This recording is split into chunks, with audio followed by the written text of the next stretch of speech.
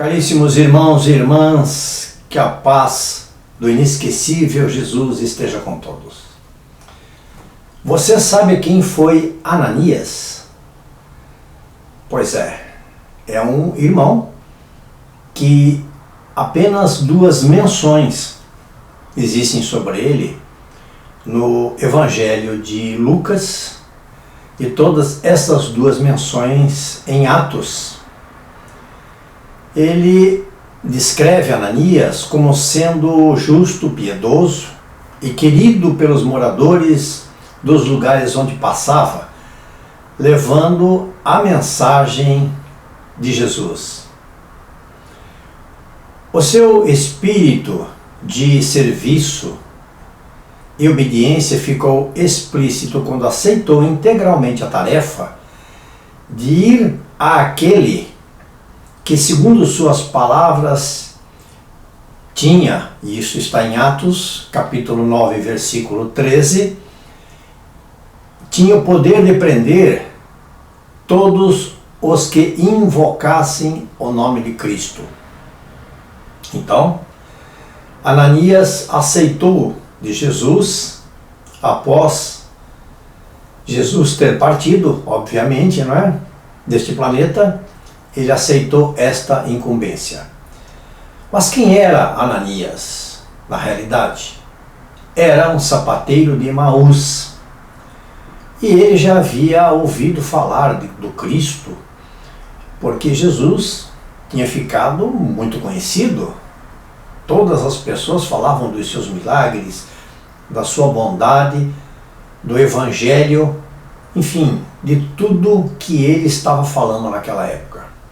E ele saiu de Emaús para ir até Jerusalém, onde comemorava-se naquela época e naqueles dias a Páscoa dos judeus. E com a ideia também, obviamente, de conhecer quem? Cristo. E quando ele chega em Jerusalém, encontra aquele rebuliço todo, aquela confusão de gente gritando, amontoada pelas ruas, e ele procura um lugar para ver o que estava acontecendo e percebe então aquele Cristo que ele queria tanto conhecer, carregando a cruz para o Gólgota. Era o dia do seu Calvário. Ele não acredita no que está vendo. Como que uma semana antes os judeus tinham recebido Jesus com festas no portão de entrada de Jerusalém, e agora ele estava carregando uma cruz e seria crucificado. Com o coração dilacerado, condoído, ele foi seguindo o cortejo até o Gólgota. E ficou olhando, observando aquilo tudo. Quando, num determinado momento, Jesus já estava na cruz, ele olha para Ananias, os seus olhares se cruzam. E aquele olhar fixo de Jesus nos olhos de Ananias bastou para o convite que se seguiu após. Ananias sentiu ali que o seu trabalho, a sua missão estava naquele olhar do Cristo. Ele então junta-se, depois de alguns dias, àquele grupo que eram os discípulos, os apóstolos de Jesus, vende tudo o que ele tinha em Emaús e vai com eles pregar de cidade em cidade, onde, como dissemos, temos aí as 2 menções em Atos dos Apóstolos, escrito por Lucas. E qual é este convite que Jesus então faz a Ananias após ele ter começado a trabalhar com os apóstolos? Ananias foi chamado para uma missão especial. Ele foi convocado ao serviço para servir de ponte entre o apóstolo e o seu novo senhor. E quem seria o apóstolo? Saulo, que era um judeu altamente qualificado pela oratória, pelos seus conhecimentos, não acreditava no cristianismo. E, em função disso, estava perseguindo a todos aqueles que falavam em nome do Cristo. Quando Saulo, às portas de Damasco, montado no seu cavalo, ele ia para Damasco em busca de quem? Ananias, do próprio Ananias. Ele ouve então a voz do Cristo e aquele relâmpago de um sol que o cegou. Saulo, Saulo, por que me persegues? Ele então fica cego, cai deste cavalo, é levado para o interior de Damasco e fica hospedado num hotel muito simples.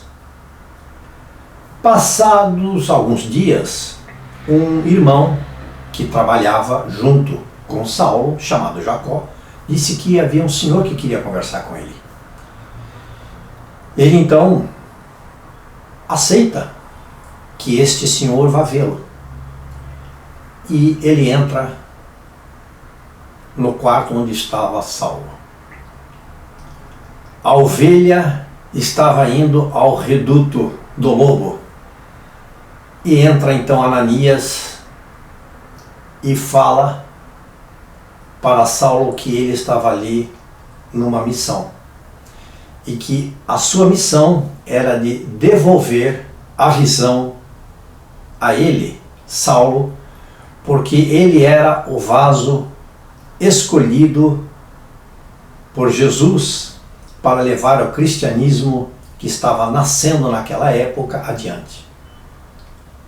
Ele então invoca a Deus, pede para Deus que Saulo pudesse ver novamente. Coloca as tuas mãos nos olhos de Saulo e ele, como diz Emmanuel na sua descrição deste momento, as escamas que cobriam os olhos e não deixavam com que Saulo visse, enxergasse, se desfazem e ele então vê a luz de um novo dia, de uma nova era em sua vida. E a partir dali nasce uma ponte que une os lados que se encontravam separados. E essa ponte passa a conduzir Jesus e Saulo para esta situação que falamos da inauguração das igrejas, das primeiras igrejas cristãs e deste trabalho memorável que foi o trabalho de Saulo, Paulo depois.